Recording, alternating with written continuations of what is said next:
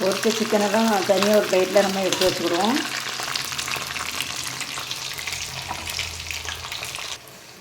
பொரிச்ச சிக்கனை தட்டில் எடுத்தாச்சு. மறுபடியும் மீதி இருக்க சிக்கன் எல்லாத்தையும் சட்டியில் போட்டு பொரித்து எடுத்து விடுவோம். அடுத்தது அடுப்பில் ஒரு சட்டியை வச்சு கொஞ்சம் எண்ணெய் ஊற்றிக்கிடுவோம். பொடிசாக நறுக்கி வச்ச பல்லாரியை போட்டு வச்சுக்குவோம்.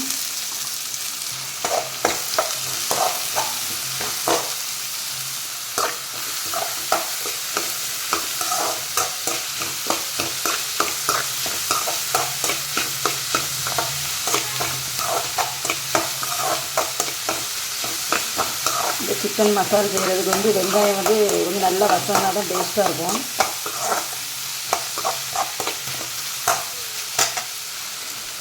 வெங்காயத்தை வசக்கிட்டு இருக்கும்போது இப்படி கொஞ்சம் உப்பு போட்டோம்னா அந்த வெங்காயம் சீக்கிரமாக வசங்கிடும்.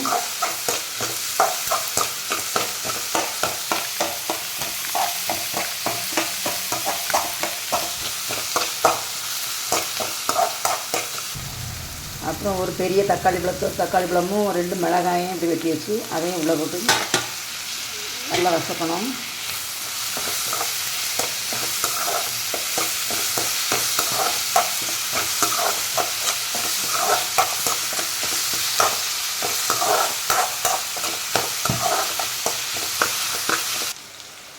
கொஞ்சம் கருவேப்பிலையும் போட்டுக்கிடணும்.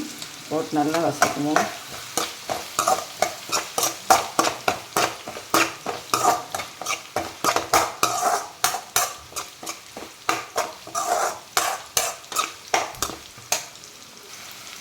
நம்ம ஏற்கனவே சிக்கன் மசாலாவில் அதில் போட்டு நம்ம இஞ்சி பூண்டுலாம் ரொம்ப போட்டதுனால இந்த இதுக்கு தேவையான அளவு கொஞ்சம் இஞ்சி பூண்டு போட்டால் போதும்.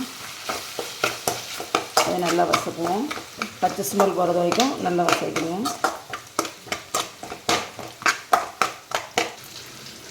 இதுக்கு தேவையான அளவு கொஞ்சம் மஞ்சள் பொடி, அதுக்கப்புறமா கொஞ்சம் போல் வத்தப்பொடி கொஞ்சம் போட்டால் போதும். அதுக்கப்புறமா அந்த கரம் மசாலா பொடி அதில் கொஞ்சம் போடணும்.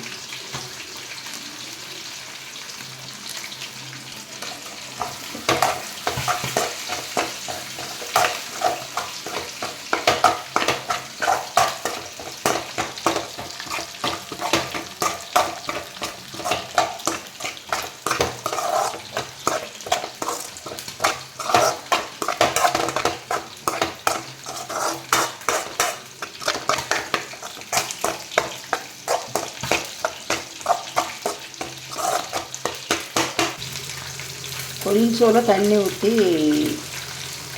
வேக வைக்கணும். இந்த மசாலாலாம் கொஞ்சம் பச்சை வடை போடுற அளவுக்கு கொஞ்சம் தண்ணி ஊற்றணும். தண்ணி ஊற்றி கொஞ்சம் வசதி விடுங்க.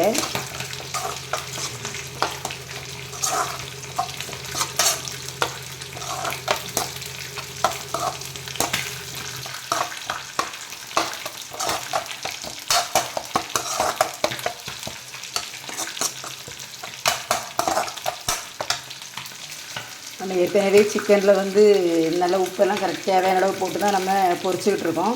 அதனால் இதில் இருக்கிற இந்த மசாலாவுக்கு மட்டும் தேவையான அளவு கொஞ்சம் போல் உப்பு போடணும்.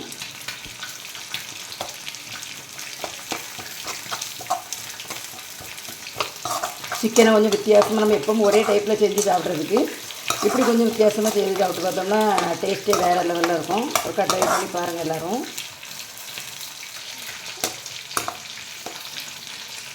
மசாலா இந்த டைப்பில் வந்தோட நம்ம அடுத்தலாம் என்ன செய்யணும்னா நம்ம பொரிச்சு வச்சுருக்கோம்ல, இந்த பொரிச்சு வச்சுருந்த சிக்கன் அவ்வளோத்தையும் இந்த மசாலாவில் தூக்கி போட்டுறணும்.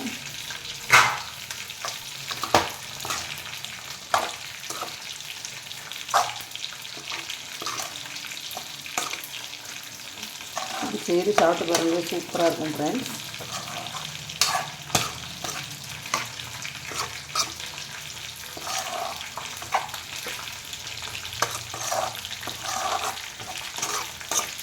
அதில் நம்ம மிளகாய் எல்லாம் வெட்டி போட்டிருக்கிறதுனால உழைப்பெல்லாம் அதிலே வந்துடும்.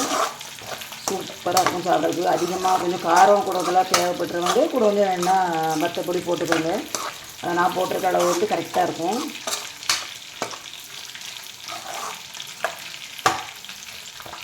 ஏற்கனவே நம்ம வந்து பொரிச்ச சிக்கன் தானே, அதனால் அது வந்து சாப்பிட்றதுக்கு வித்தியாசமாக இருக்கும், கிறிஸ்பியாக இருக்கும் சாப்பிட்றதுக்கு. பாருங்கள் எப்படி இருக்குன்னு. சிக்கன் சிக்கன் 65 மசாலா வந்து ரெடி ஆகிட்டு அப்புறம் கடைசியில் கொஞ்சம் மல்லி இலையை போட்டு இறக்கிற வேண்டியதான். சூப்பராக இருக்கும் ஃப்ரெண்ட்ஸ். நீங்களும் இதே போல் ட்ரை பண்ணி பாருங்கள்.